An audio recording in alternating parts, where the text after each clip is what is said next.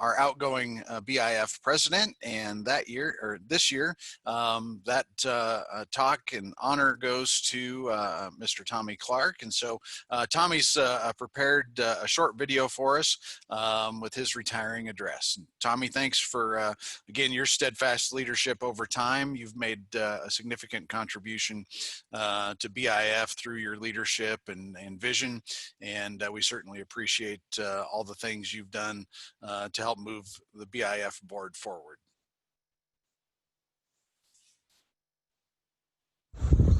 It's been very rewarding for me to be a part of an organization that has the history that BIF does and represents a culmination of so many people's ideas that have been brought forward to take us to the point we are now.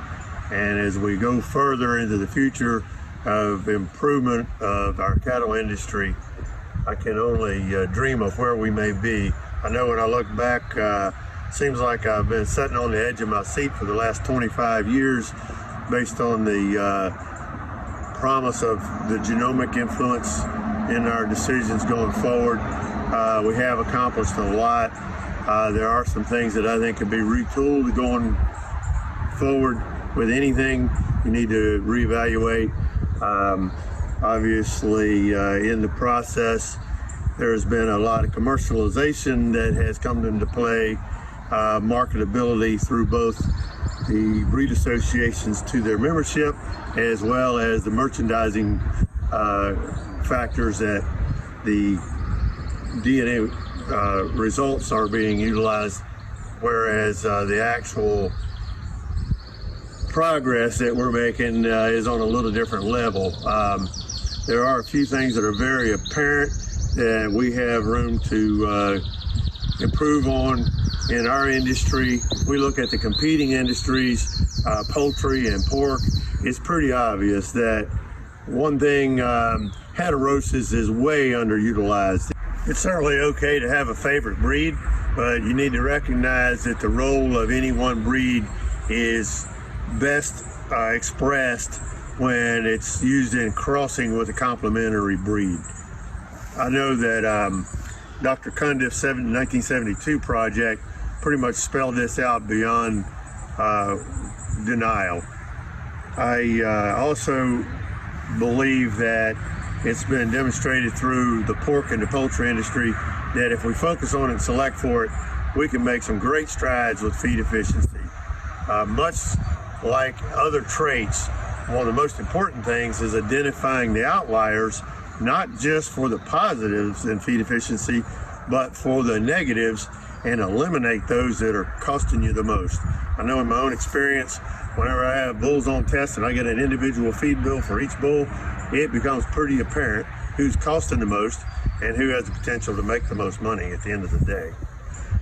This organization certainly represents the whole industry in our effort to make this a profitable experience for everybody in each level, from the producers, the feeders, the packers, and an enjoyable experience for the consumers. I really look forward to the future and how we engage in facing ever-occurring challenges and looking for solutions to problems that we haven't even recognized yet.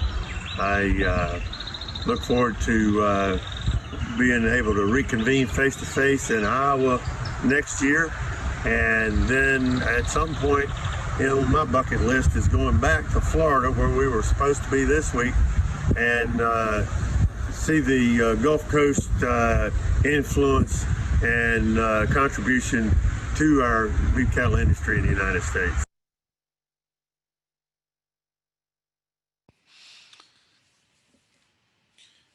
Great. Thanks, Tommy, for your comments there, and again for your service as the BIF president. And that makes 7 years on the board, and we will look forward to having you as our past president and continue to be engaged in BIF. For those of you not familiar with BIF, we're a volunteer board made of a variety of folks from different backgrounds and segments of the business, but our producer members of the board roll through and serve in a variety of capacities in terms of committee chairs and so forth.